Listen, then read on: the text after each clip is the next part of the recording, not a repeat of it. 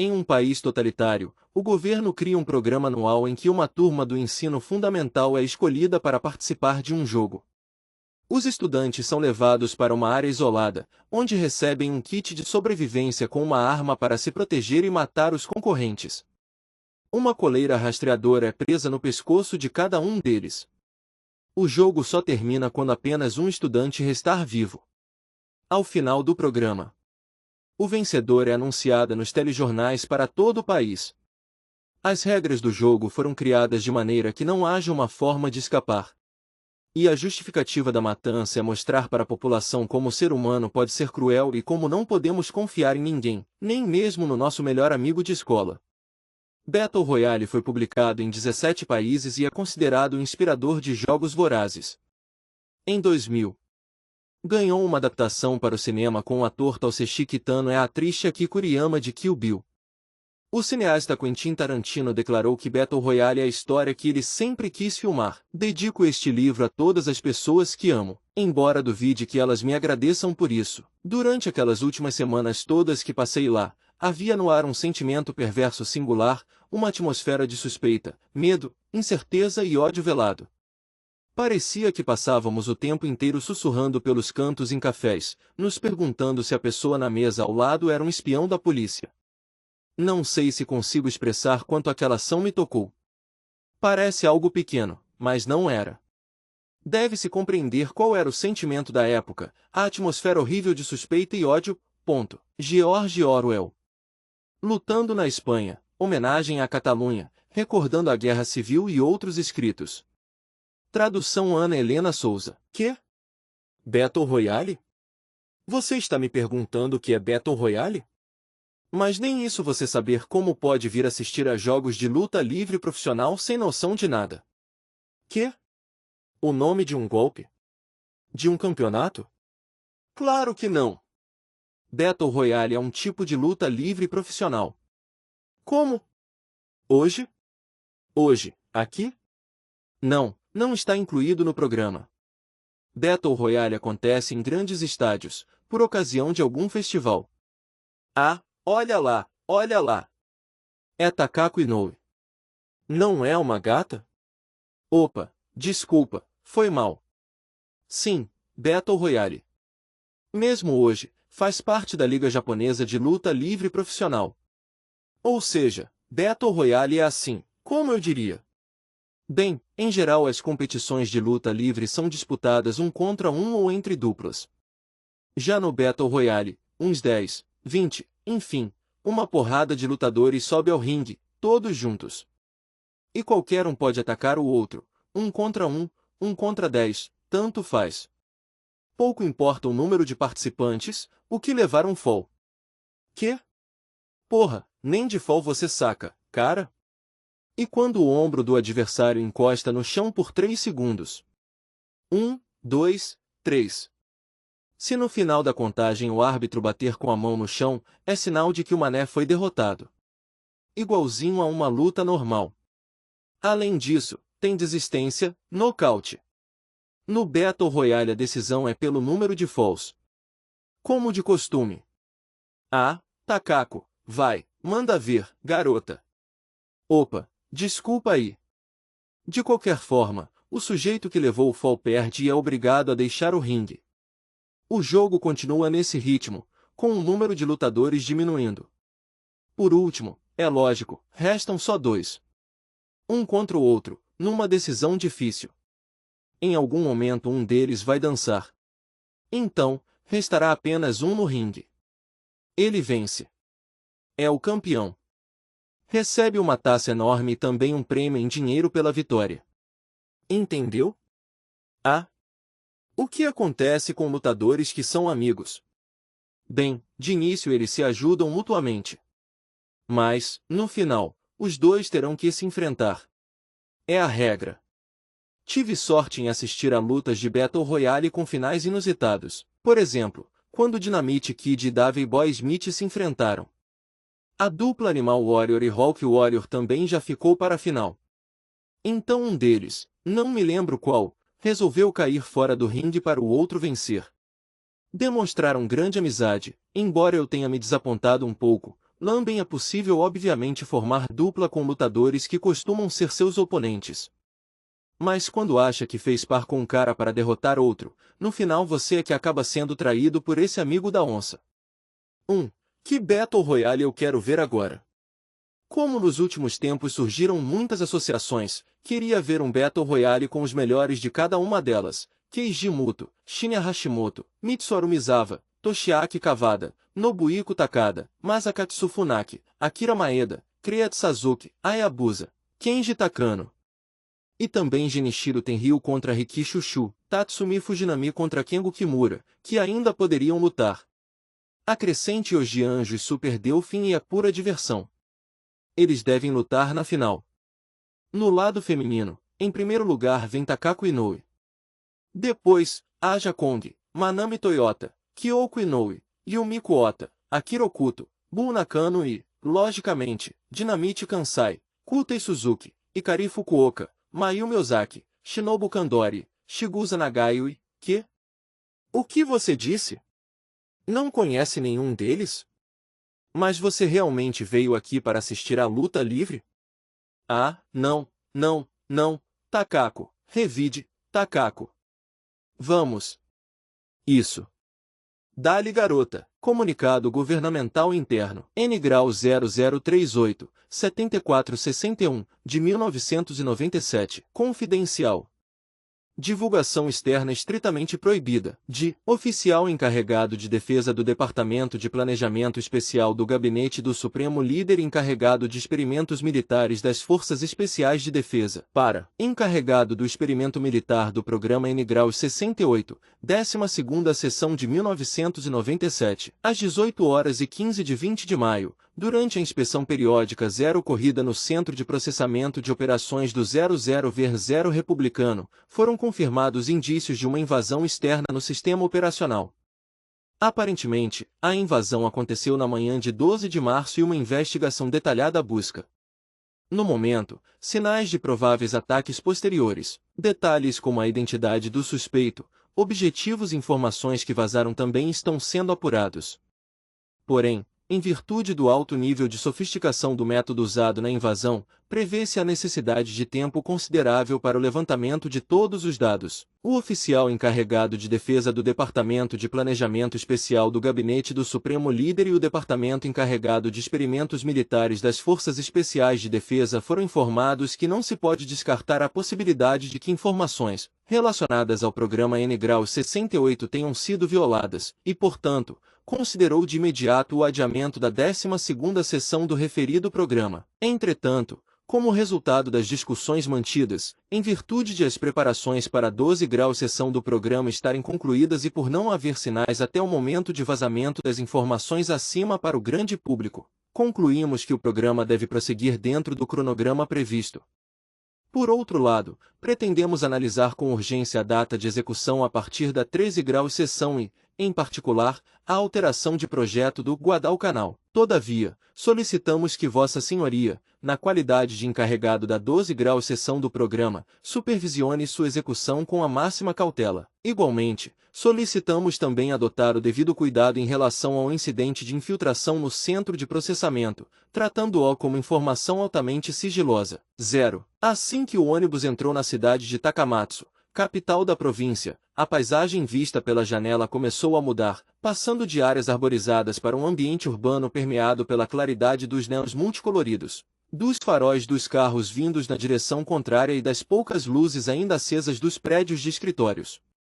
Algumas mulheres e homens bem vestidos, possivelmente colegas de trabalho, conversavam na calçada em frente a um restaurante, talvez à espera de um táxi. Jovens de aspecto abatido fumavam sentados no estacionamento bem cuidado de uma loja de conveniência. No cruzamento, um senhor com ar de operário esperava, em sua bicicleta, o semáforo abrir para atravessar. Na noite ainda friorenta para o mês de maio, o homem vestia um casaco puído. Contudo, ele também foi deixado para trás, juntamente com as várias outras impressões, sob o ronco baixo do motor. O relógio digital acima do assento do motorista mudou para 20h57. Shuya Nanahara, o estudante N-Graus 15, contemplou por um tempo essa paisagem noturna, olhando para além do rosto de Yoshitoki Kuninobu, o estudante N grau 7, que, sentado ao lado da janela, não cansava de remexer o interior de sua bolsa. Depois, Shuya esticou um pouco a perna direita para o corredor entre as fileiras de assentos. Calçava tênis Keds, comuns antigamente, mas agora difíceis de encontrar.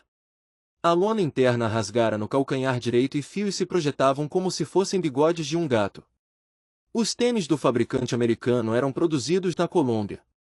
Atualmente, em 1997, a próspera República da Grande Ásia Oriental não sofria com falta de produtos. Ao contrário, vivia-se em meio à abundância, embora o acesso a artigos importados fosse extremamente difícil. Era de se esperar, por causa da política de semi-isolacionismo adotada pelo país. Além disso, os Estados Unidos eram um país inimigo. O governo chamava de imperialistas americanos, denominação empregada nos livros didáticos. Shuya estava sentado mais para o fundo do ônibus, de onde podia ver os 41 colegas, os mesmos desde o ano anterior. Eles ainda conversavam animados sob a fraca luz das lâmpadas fluorescentes lixadas nos painéis encardidos do teto. Era natural que conversassem, pois ainda não fazia uma hora que haviam partido de Shiroiva. Pernoitar dentro do ônibus na primeira noite de uma excursão escolar dava a impressão de que estavam fazendo uma viagem econômica ou uma marcha forçada. Porém, todos se acalmariam um pouco depois que o veículo cruzasse a grande ponte de Seto e seguisse pela rodovia Sanyo em direção a seu destino na ilha de Kyushu. As mais animadas eram as meninas sentadas nos bancos da frente ao redor do professor Hayashida, o responsável pela turma, Yuki Utsumi, a estudante N graus 2, a representante feminina da turma, com trancas que lhe caíam bem, Haruka Tanizawa, a estudante N graus 12, colega de Yuki no time de basquete e mais alta que as outras garotas, Izumi Kanai, a estudante N graus 5, Patricinha cujo pai era vereador do distrito, Satomi Noda, a estudante N graus 17, uma aluna exemplar com óculos de armação fina e arredondada, que combinavam perfeitamente com seu rosto sereno, e Shizato Matsui, a estudante N graus 19, sempre calada e discreta. Formavam o grupo principal, chamado de neutro. Dizem que meninas gostam de formar grupos, mas na turma B do 9º ano da Escola de Ensino Fundamental Shiroiva, por não haver nenhum grupo de garotas que se destacavam, até mesmo chamá-lo de neutro soava um pouco estranho. Se houvesse um grupo, seria o das rebeldes ou, se um toda a franqueza, o das delinquentes, liderado por Mitsuko Soma, a estudante N graus 11. Além dela, completavam o grupo Hirono Shimizu, a estudante N graus 10, e Yoshimi Yaji, a estudante N graus 21. Da poltrona que estava, Shuya não conseguia ver onde elas tinham se sentado. Bem à frente, havia assentos mais elevados atrás do motorista e no espaldar baixo se destacavam as cabeças de Kazuhiko Yamamoto, o estudante N graus 21, e Sakura Ogawa, a estudante N graus 4. Eles formavam o casal da turma e, parecendo se divertir com algo, às vezes a cabeça deles balançava ligeiramente. Eram tão cúmplices que qualquer conversa banal os levaria às risadas. Um pouco à frente de Shuya, podia-se ver despontando para o corredor o uniforme de um estudante gigantesco. Era Yoshio Akamatsu, o estudante N graus 1. Apesar de ser o maior da classe, sua timidez o tornava alvo de insultos que beiravam o bullying. Com o corpanzil envergado para frente, estava ocupado jogando videogame em seu aparelho portátil. Ao longo do corredor, sentavam-se juntos esportistas como Tatsumi Shioki, o estudante N graus 3, time de handball, Kazushi Niida, o estudante N graus 16, time de futebol, e Tadakatsu Atagami, o estudante N graus 18, time de beisebol.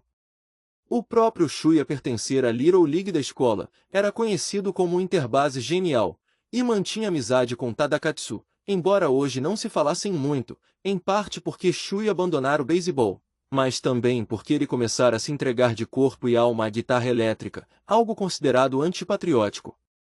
Shuya se lembrava de como a mãe de Tadakatsu pegava no pé dele por causa disso. Sim, o rock era proibido neste país, logicamente, havia subterfúgios.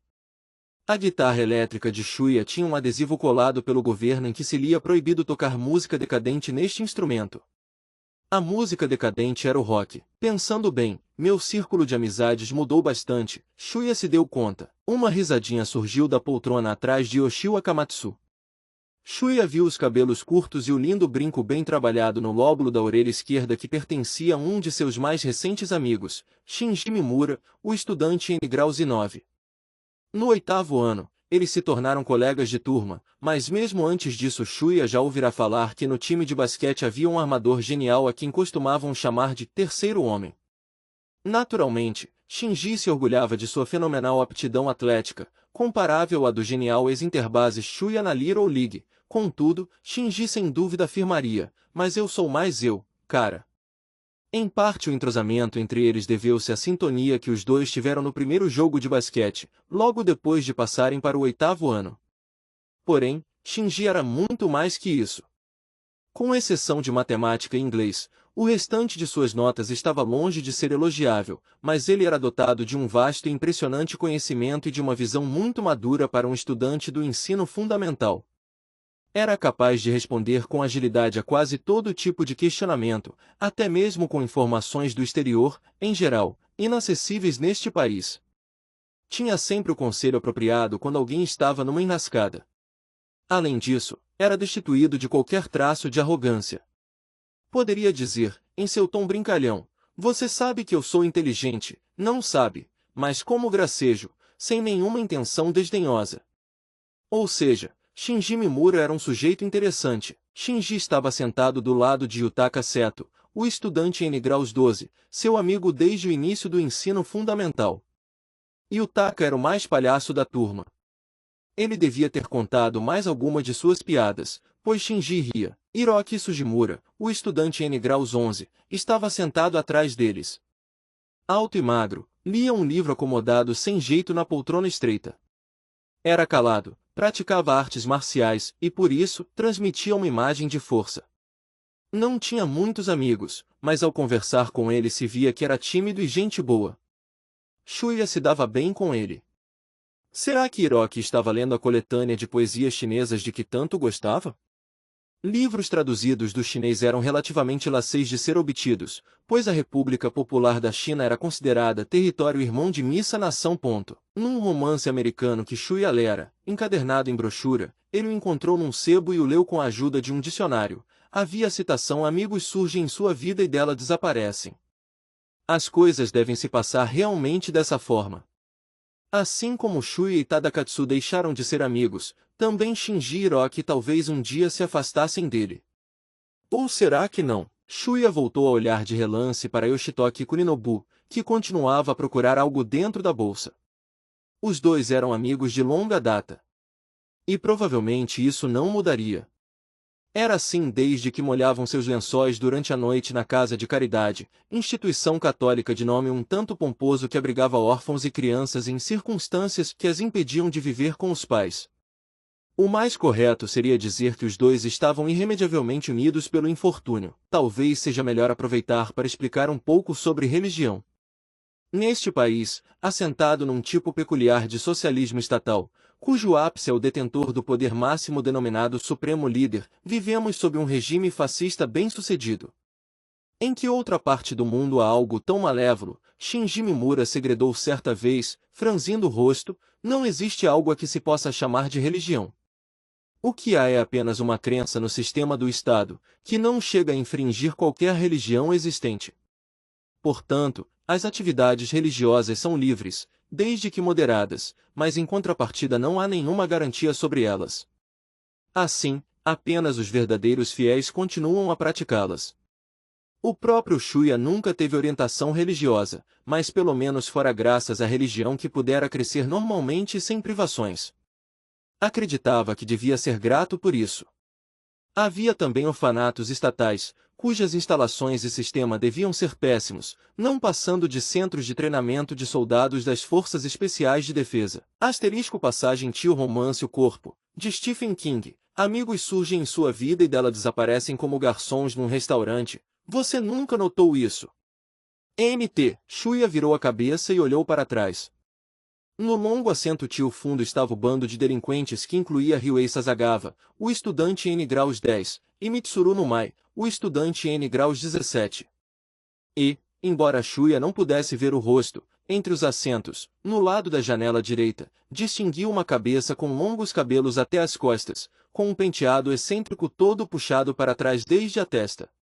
A cabeça permanecia imóvel, embora do seu lado esquerdo, na realidade, Ryuei Sasagawa sentava abrindo um espaço de 2 assentos entre eles, os outros estivessem rindo de modo grosseiro por causa de alguma conversa meio indecente. Talvez estivesse dormindo ou quem sabe olhasse atentamente as luzes da cidade, como fizera Shui até pouco antes. Para Shui era um grande mistério que Kazuo Kiriyama, o estudante em grau 6, participasse de algo tão infantil como uma excursão escolar. Kazuo era um rapa, carismático entre os estudantes delinquentes das redondezas, que incluíam obviamente Ryuei e Mitsuru. Não era do tipo grandão. Seu porte físico se assemelhava ao de Shuya, mas Kazuo punha abaixo com facilidade estudantes do ensino médio e discutia em pé de igualdade com mafiosos de Yakuza. Ao que parecia, sua lama se tornará lendária por toda a província. Ele deveria ter as costas quentes pelo fato de seu pai ser o renomado presidente de uma importante empresa local. Corriam boatos de que era filho ilegítimo, mas Shuya nunca se interessou em saber. Logicamente, não era apenas isso. Ele era inteligente, seu rosto possuía traços nobres e sua voz, embora não fosse particularmente de tom elevado, transmitia certo autoritarismo. Era um dos melhores estudantes da turma B e suas notas só poderiam ser igualadas às do representante masculino da turma, Kyoichi Otobushi, o estudante no U20, que estudava com afinco e quase não dormia. Nas práticas esportivas, Kazuo demonstrava elegância e excelência praticamente imbatíveis. Na escola Shiroiva, os únicos aptos a competir com ele em pé de igualdade seriam os geniais ex-interbases Chuya e o atual armador da equipe de basquete Shinji Mimura. Sob todos os aspectos, Kazuo Kiriyama era perfeito. Por que então um rapaz tão perfeito se tornará líder do grupo de estudantes delinquentes? Shuya não tinha nada que ver com isso, mas podia sentir que Kazuo transmitia uma sensação de mal-estar quase tátil. Shuya não conseguiria identificar o motivo. Kazuo nunca se comportara mal na escola e jamais maltrataria Yoshio Akamatsu, como Ryuei Sasagawa costumava fazer. Porém, havia algo muito sombrio em relação a ele. O que poderia ser? Pelo menos era essa a sensação que ele passava. Kazuo faltava muito à escola. Era a piada mais cômica deste mundo afirmar que ele estudava. Em todas as aulas ele apenas permanecia sentado impassível, tão quieto que parecia pensar em algo que não tinha nenhuma ligação com a matéria. Se o governo não impusesse com tanta veemência o ensino compulsório, ele provavelmente nem apareceria na escola. Bem, não se sabe. Talvez se tornasse assíduo apenas por capricho. Seja como for, apesar de Shui imaginar que Kazuo jamais participaria de uma excursão escolar, eis que ele resolvera dar as caras. Shuya contemplava o painel de iluminação do teto que refletia uma luz sobre Kazuo quando uma voz agradável o trouxe de volta à realidade. No assento vizinho, do outro lado do corredor, Noriko Nakagawa, a estudante N graus 15, estendeu-lhe um pacote envolto num celofane transparente primoroso. O embrulho, que cabia na palma das mãos dela, brilhava como água sob a luz branca que vinha do teto e se veia através dele que estava cheio de pequenos círculos marrom claros, provavelmente cookies. Uma fita dourada envolvia com firmeza a boca do pacote num laço semi-formato de gravata borboleta. Assim como Yuki Tsumi, Noriko Nakagawa também integrava o grupo neutro de garotas. Tinha olhos dóceis e bem negros, um rosto arredondado feminino e cabelos que se alongavam até os ombros. De estatura pequena, era muito brincalhona. Ou seja, uma garota comum. Uma característica a ser notada era o lato de ser a primeira da classe em redação. Shuya costumava conversar bastante com Noriko sobre isso, pois nos intervalos tias aulas ele escrevia letras de canções na margem do caderno, que ela às vezes queria ver. Em geral, Noriko passava a maior parte do tempo com as garotas do grupo de Yuki, mas, por ter chegado atrasada hoje, acabou sentando naquele lugar. Shui esticou metade do braço e arqueou as sobrancelhas, curioso. Por algum motivo, Noriko falou um pouco perturbada. Meu irmão me encheu a paciência para assar cookies. Sobraram esses. Perdem o sabor depois de um tempo. Você e o Sr. Nobu podem comer, se quiserem. Sr. Nobu era o apelido carinhoso de Yoshitoki Kuninobu. Era apropriado à personalidade de Yoshitoki, pois, apesar dos olhos grandes e afáveis, às vezes ele demonstrava maturidade e sapiência. As garotas não costumavam chamá-lo assim, mas Noriko geralmente se sentia à vontade em chamar os rapazes por seus apelidos. Era parte do charme dela fazê-lo sem que isso os ofendesse ou lhes causasse estranheza. Era uma garota encantadora.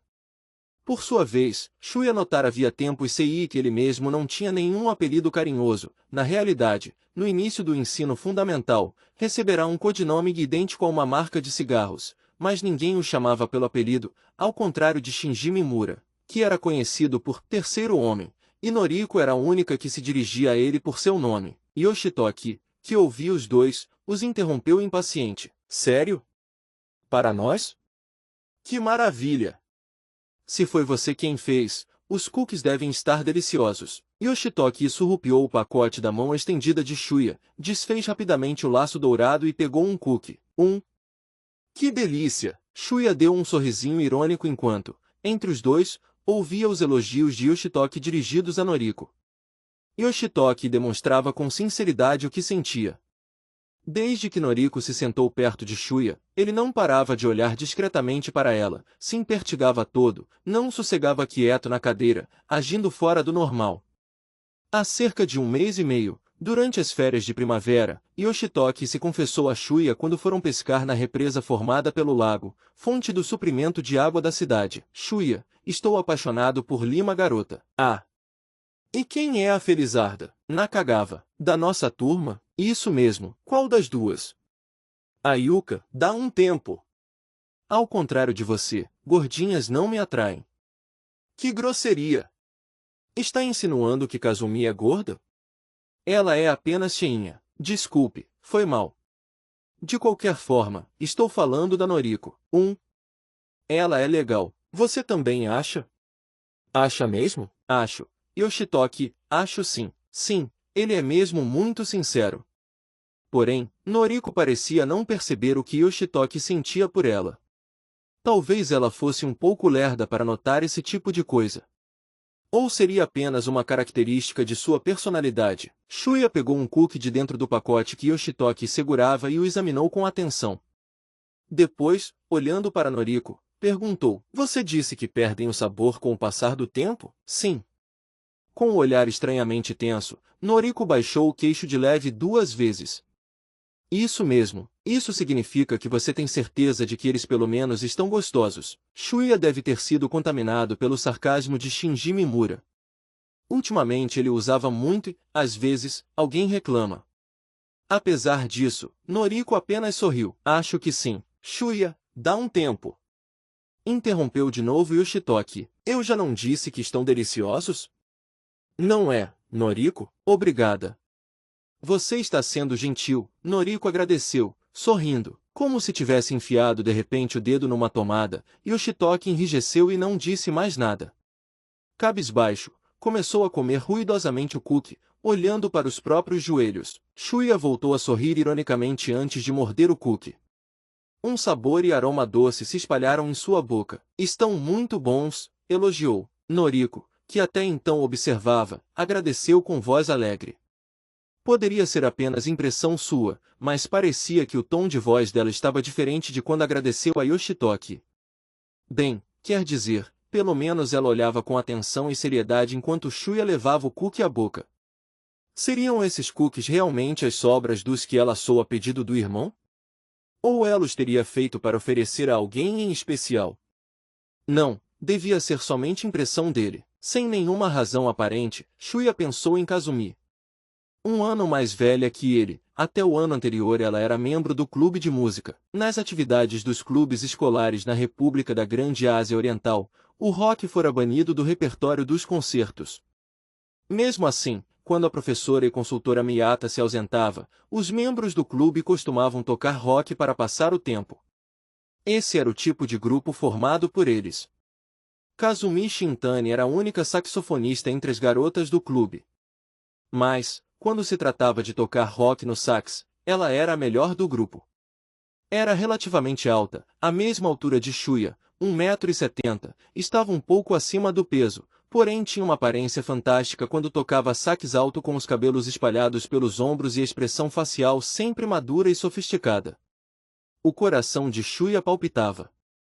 Ela lhe ensinava acordes difíceis na guitarra, também pratiquei um pouco, antes de começar o saxofone, ela explicava.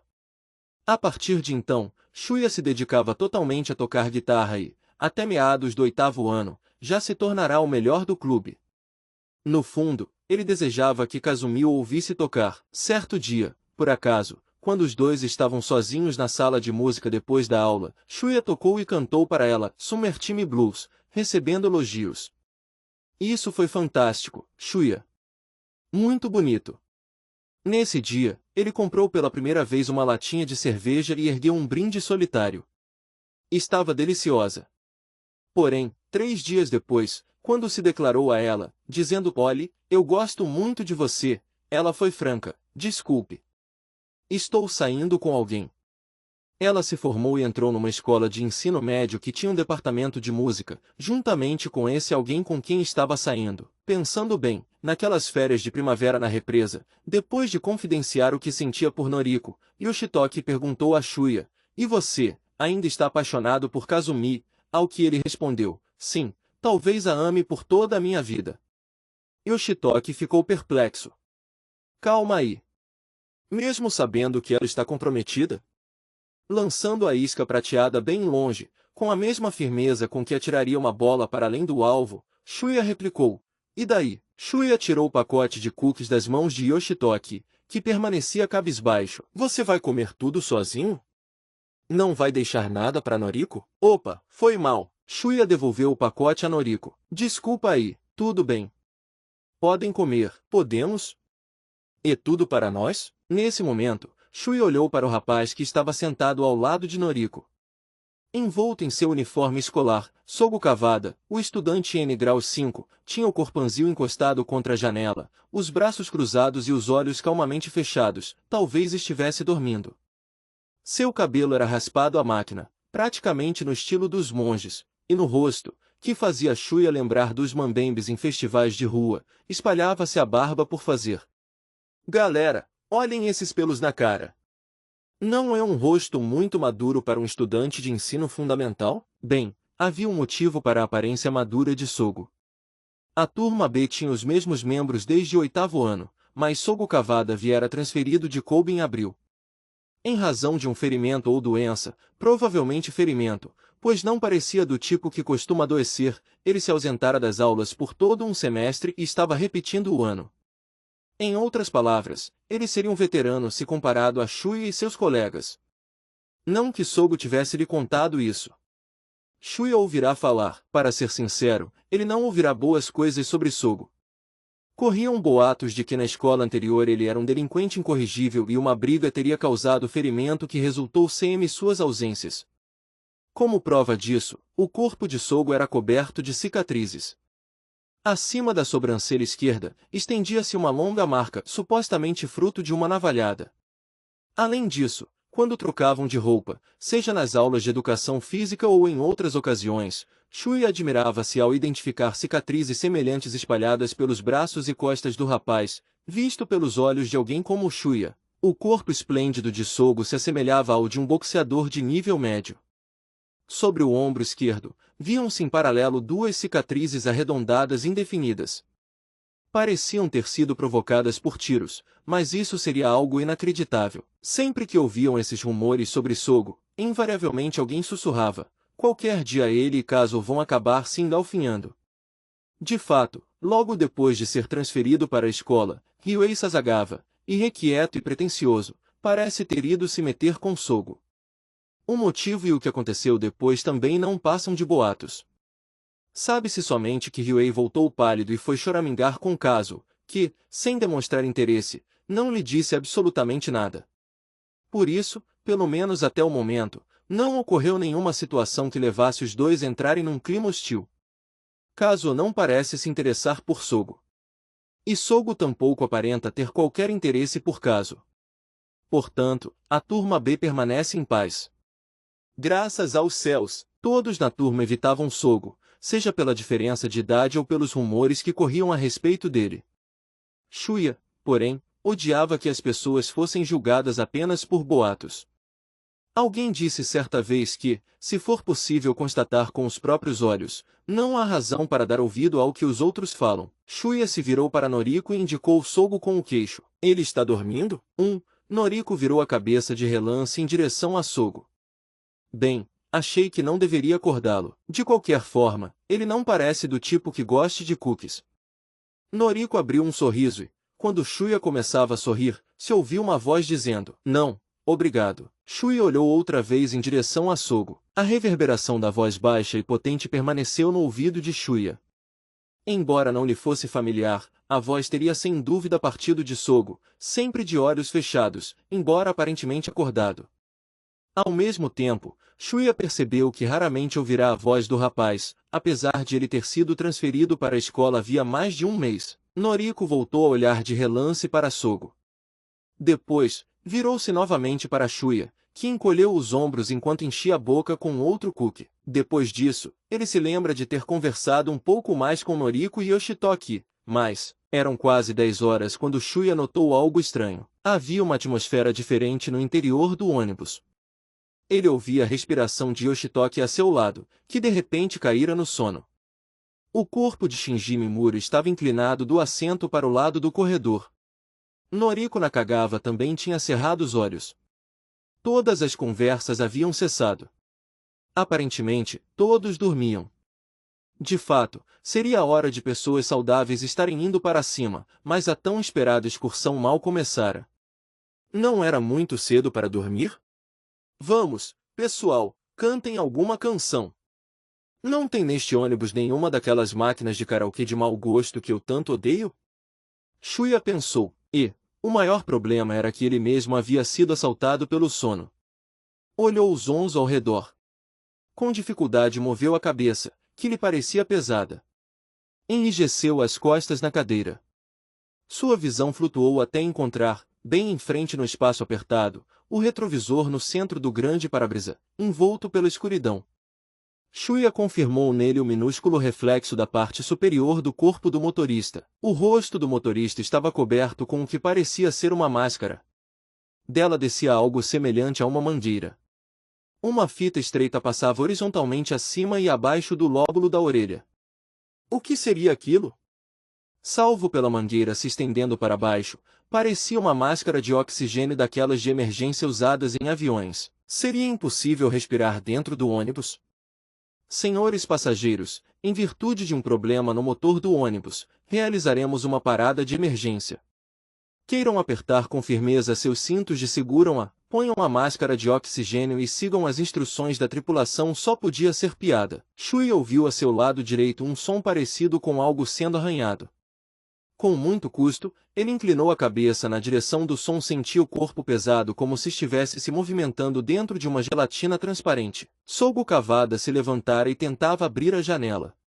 Porém, por estar enferrujada ou com o trinco quebrado, ela aparentemente não se movia. Então, Sogo socou a janela com o punho esquerdo fechado. Ele está tentando quebrar o vidro. Por quê? Contudo, o vidro da janela não quebrou.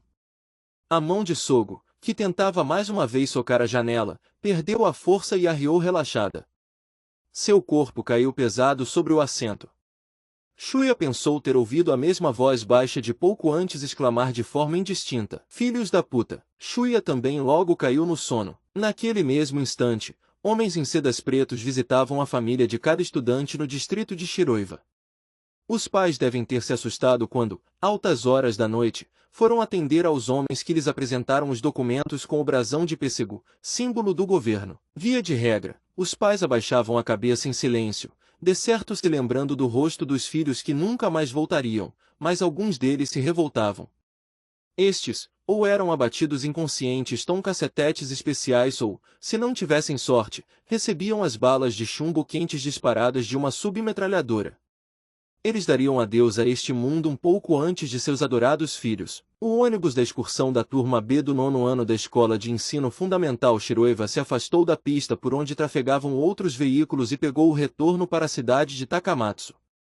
Voltando ao perímetro urbano, Depois de rodar por algum tempo pela estrada, o ônibus parou silenciosamente. O motorista, um homem na casa dos 40, grisalho, de aspecto simpático, ainda usando a máscara de oxigênio que lhe deixava marcas na pele cansada, olhou com leve piedade os estudantes da turma B. Porém, tão logo outro homem apareceu sob a janela, o motorista voltou a enrijecer o rosto. Levantou o braço, oferecendo ao homem o excêntrico cumprimento padrão da República da Grande Ásia Oriental. Em seguida, apertou o botão para abrir a porta e manteve o olhar num ponto distante enquanto homens com máscaras e uniformes de batalha subiam no veículo. Sob a luz tio-luar, o Mar Negro se estendia para além do ancoradouro de concreto branco azulado como uma espinha, e sobre ele balançava o navio que transportaria os jogadores. Restam 42 estudantes. Por alguns instantes, Shuya foi tomado pela falsa impressão de que estava na sala de aula. Obviamente, aquela não era a sala-aula habitual da turma B do 9º ano, mas havia ali um estrado, um quadro negro de cor desbotada e, à esquerda, num plano mais elevado, um grande aparelho de TV sobre um rack. Havia fileiras de carteiras e assentos de madeira compensada colada semi-tubos de aço. No canto do tampo da carteira de Shuya alguém entalhara com uma caneta uma mensagem ofensiva ao governo. O supremo líder se excita vendo mulheres uniformizadas. Então, ele notou que todos os 41 colegas de classe, que momentos antes, ao menos era do que se lembrava, viajavam juntos no ônibus, estavam em seus respectivos assentos, os rapazes trajando uniformes com gola ao estilo Mao e as garotas em terninhos de marinheiro. Porém, todos estavam adormecidos, cada qual esparramado de um jeito sobre a carteira. Shui olhou por toda a sala, a começar pelos assentos ao lado da janela de vidro jateado do lado do corredor, supondo que a disposição da sala fosse realmente idêntica à da escola. Aparentemente, ele era o único acordado. À sua frente, um pouco à esquerda e perto do centro da sala, estava Yoshitoki Kuninobu, ao lado dele, Noriko Nakagawa, e atrás de Yoshitoki estava Shinji Mimura, todos debruçados sobre sua carteira, em sono profundo. Ao lado da janela esquerda, Hiroki Sugimura desabara o corpanzil sobre a carteira. Foi quando Shuya percebeu, afinal, que a disposição dos assentos na sala era idêntica à dos estudantes da turma B do 9º ano da Escola de Ensino Fundamental Shiroiva. Também percebeu o motivo da estranheza que sentia. As janelas atrás de Hiroki estavam cobertas por algo semelhante a placas pretas. Seriam de aço? Elas refletiam friamente em sua superfície a luminosidade débil vinda das lâmpadas fluorescentes enfileiradas no teto. Mais à frente, depois tinha janelas jateadas do lado do corredor, elas estavam imersas em algo escuro, possivelmente também cobertas. Impossível discernir se era tritarde ou noite. Shui olhou para o relógio de pulso. Os ponteiros indicavam 1 hora. Da manhã? Da tarde? A data era quinta-feira, 22, o que significava que, a menos que alguém tivesse mexido no relógio desde o estranho ataque de sonolência que o acometera, umas 3 horas haviam se passado e era madrugada do dia seguinte ou já era tarde do dia seguinte. Tudo bem, não importa. Shui olhou para seus colegas de turma. Havia algo estranho. Claro que toda aquela situação era normal, mas algo estava diferente. Shuya descobriu de imediato a razão.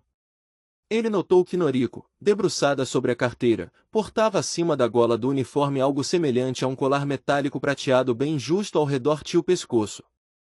Yoshitoki e Kuninobu tinham igual, embora não fosse possível vê-lo com clareza por causa da gola ao estilo Mao. Shinji Mimura, Hiroki Sugimura, todos eles, enfim, exibiam esse objeto no pescoço. Então, num relance, Shuya tocou o pescoço com a mão direita.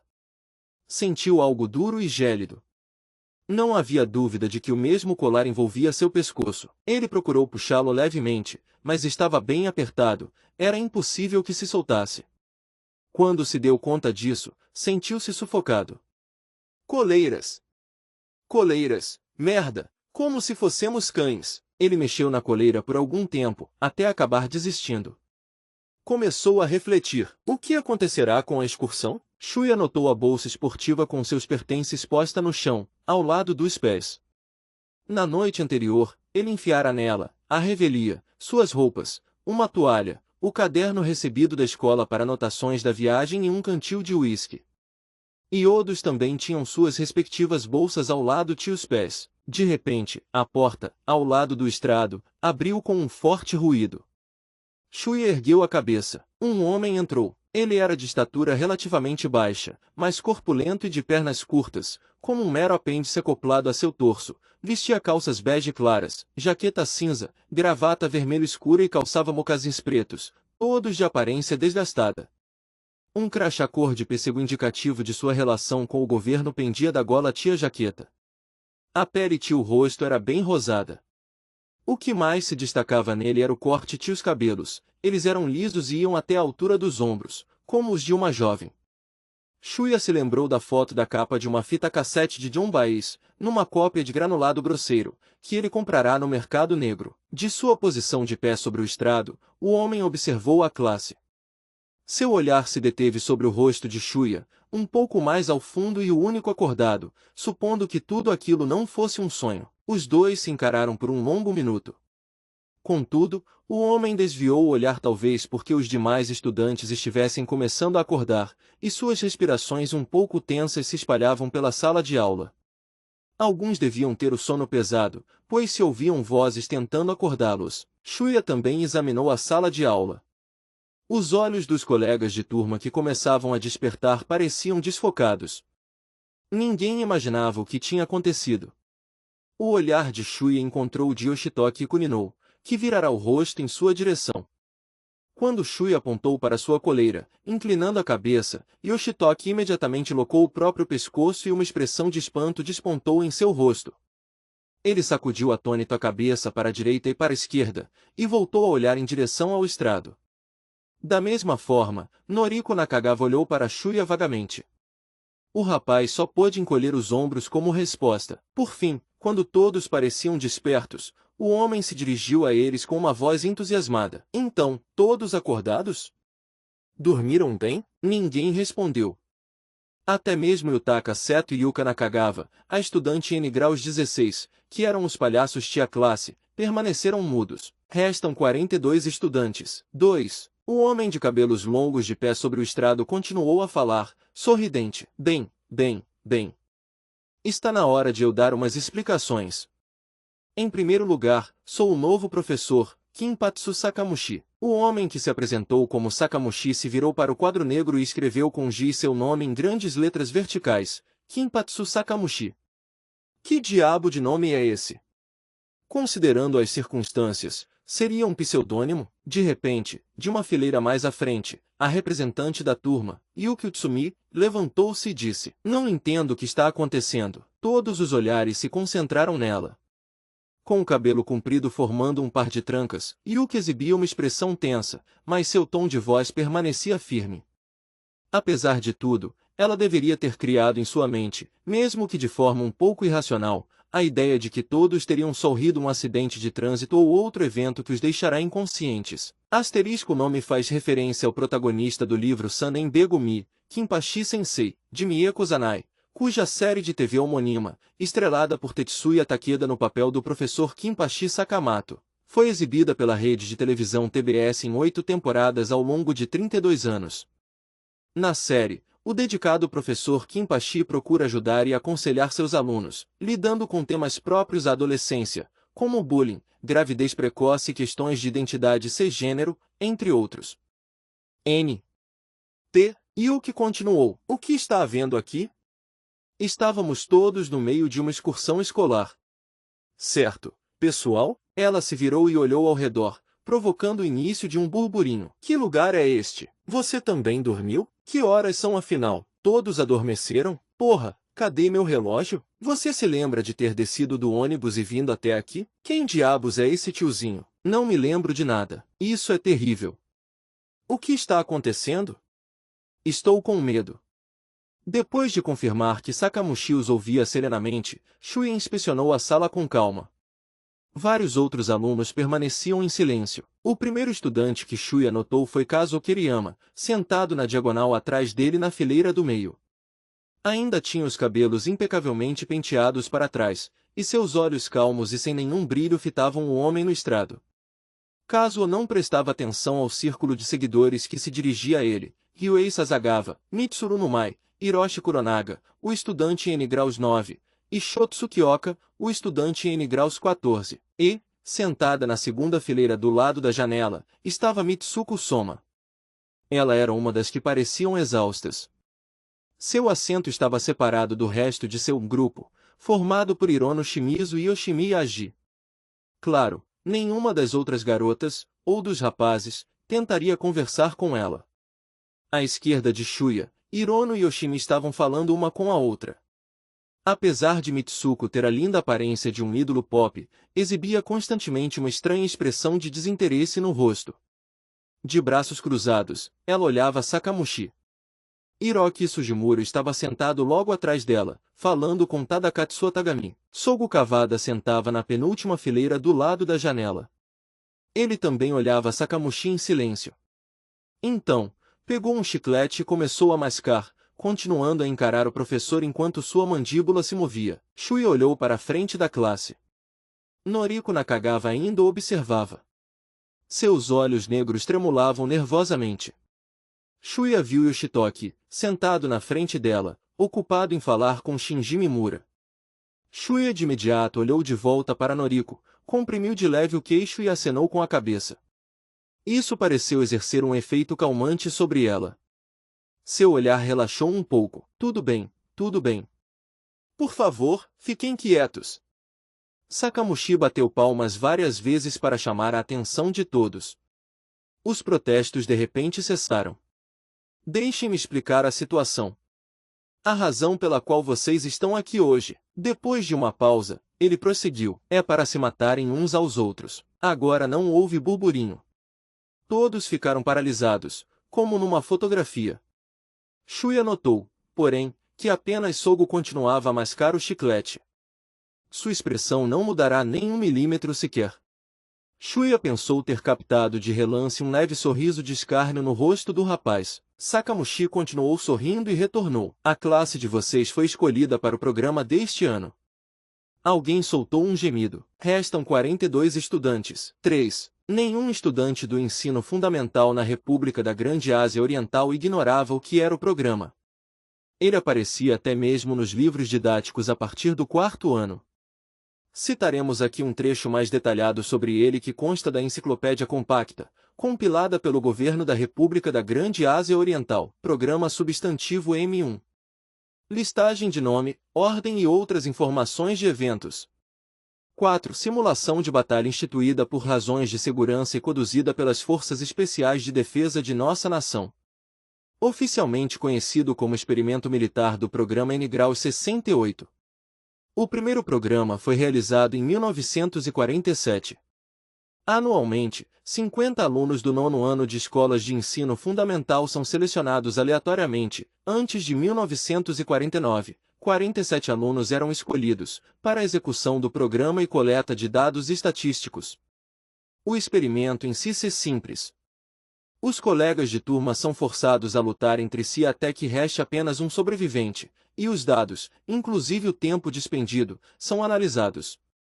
Ao sobrevivente final de cada classe, o vencedor, é assegurada uma pensão vitalícia e um cartão autografado pelo Supremo Líder. Em reação a protestos e agitações causados por uma parcela extremista dos cidadãos no ano inicial do programa, o 317 Grau Supremo Líder realizou seu memorável Discurso de Abril. O Discurso de Abril, que reproduzimos a seguir, aparece nos livros didáticos do 7º ano do ensino fundamental. Queridos compatriotas empenhados na revolução e na construção de nossa nação. 2 minutos de interrupção no discurso do 317 Grau Supremo Líder por causa dos aplausos e orações. Compatriotas. 1 minuto interrupção. Ainda há corjas de imperialistas desavergonhados ameaçando nossa república.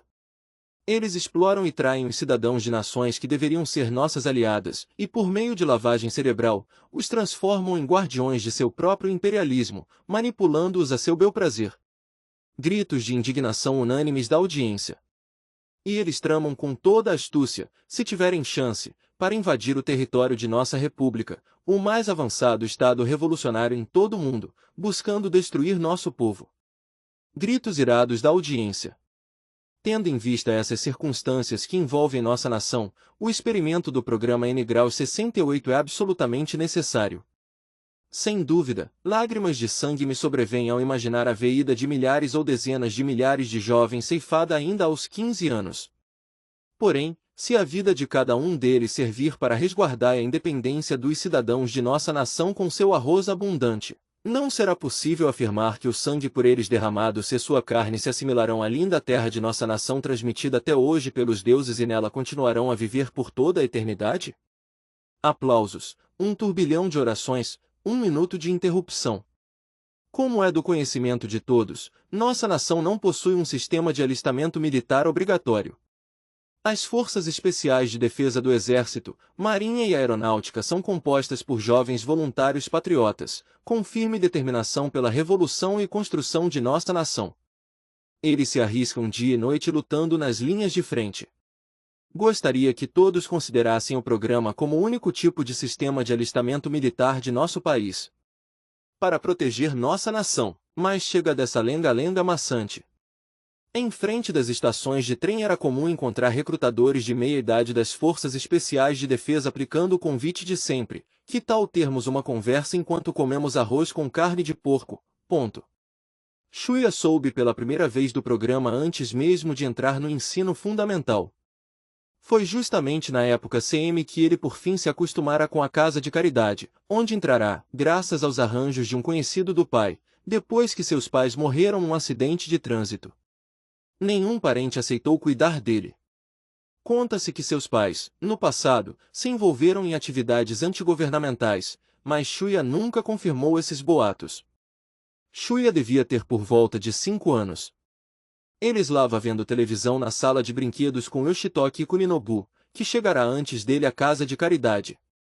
Seu desenho animado favorito terminara e a então superintendente da instituição, a senhorita Ryoko Ano, filha de um ex-superintendente, na época provavelmente ainda uma estudante de ensino médio, a propósito, todos os funcionários a tratavam por senhorita, mudou de canal. Shui apenas continuou a olhar para a tela, sem nenhum interesse especial, mas assim que viu um homem adulto trajando um terno formal e falando de frente para as câmeras, percebeu que se tratava daquele programa maçante chamado telejornal, exibido em todos os canais várias vezes ao dia. O homem lia um texto manuscrito. Shuya não se lembrava do teor, mas era sempre algo aparentemente idêntico e, se fossemos reproduzi-lo, seria algo assim. Acabamos de receber um comunicado do governo e das Forças Especiais de Defesa nos informando que o programa na província de Kagawa, realizado 3 anos depois do anterior, foi encerrado ontem às 15h02. A classe-alvo foi a turma do 9º ano da Escola de Ensino Fundamental Zintsuji N-Graus 4, da cidade de Zintsuji. O local de realização do programa, até então secreto, foi Shidakajima, uma ilha distante 4 km do distrito de Tadotsu. Foram necessários 3 dias, 7 horas e 43 minutos para definir o vencedor.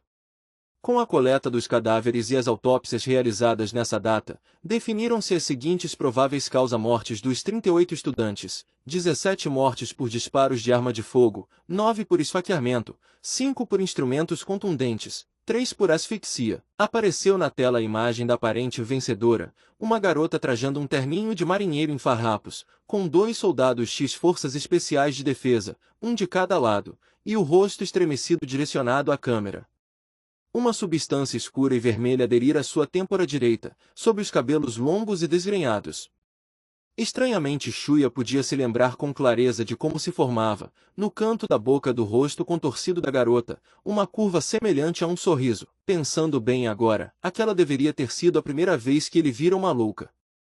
Contudo, na ocasião, Shuya era incapaz de discernir e sentiu medo, como se contemplasse uma assombração. Ele provavelmente perguntara: "O que é isso, senhorita Ano?", ao que ela responderá, balançando a cabeça: "Não é nada, não." Ela afastou um pouco o olhar do rosto de Shuya e deixou escapar um pobre coitada. Yoshitoki Kuninobu já tinha tirado os olhos da tela e comia uma tangerina. À medida que Shuya crescia, a mesma notícia informada subitamente, sem um horário específico, acontecia em mídia uma contra-EZ a cada 2 anos, o que serviu para, aos poucos, começar a amedrontá-lo. A todos os estudantes do último ano do ensino fundamental, as 50 classes, Ou seja, no caso de turmas de 40 estudantes cada, um total de 2.000, ou, para ser mais exato, 1950, era dada sem falta uma sentença de morte. E não se tratava simplesmente de serem mortos, os estudantes deviam se matar uns aos outros até que restasse uma única cadeira. Sim, esse era o pior jogo da dança das cadeiras de toda a história. Todavia, era completamente impossível se opor ao programa. Não se podia ir contra nenhum ato praticado pelo governo da República da Grande Ásia Oriental, então Shuya decidiu adotar uma atitude desafiadora. Era o que a maioria dos estudantes, reservas do 9º ano neste país costumavam ter como método, certo? Tudo bem, nosso singular sistema de alistamento militar? O lindo território do país abundante em arroz? Quantas escolas de ensino fundamental há no país? Mesmo com a redução da taxa de natalidade, as chances de ser escolhido para o programa eram inferiores a 1 em 800. Na província de Kagawa, isso correspondia a no máximo uma classe ser selecionada a cada 2 anos. Falando claramente, era uma probabilidade não muito diferente de se morrer num acidente de trânsito. Considerando que Shuya nunca foi do tipo sortudo, supunha que jamais seria escolhido. Não era nada para se vangloriar, mas mesmo nas rifas nas lojas do bairro o máximo que ganhava eram pacotinhos de lenço de papel. Por isso mesmo. Bem, quem se importa com isso? Então, que se dane. Mesmo assim, quando ouvia alguém da turma ou outra pessoa, principalmente garotas, declarar em voz chorosa, meu primo está no programa, ou algo semelhante, aquele pavor sombrio voltava a lhe invadir o peito. Ao mesmo tempo, ele sentia raiva também. Quer dizer, quem lá é o direito de entristecer uma garota tão encantadora asterisco? Uma raiva desse tipo, porém, sem questão de dias, a mesma garota, antes completamente abatida, voltaria a exibir uma expressão sorridente. E o medo e a raiva de Shuya aos poucos minguariam e desapareceriam, deixando apenas a sensação de desconfiança e impotência extremamente vaga em relação ao governo. Era dessa forma, e quando por fim entrou no 9º ano, Shuya acreditou que tanto ele quanto os demais colegas da turma B ficariam bem. Na verdade, só lhe restava pensar dessa forma. Até agora, isso não pode estar acontecendo.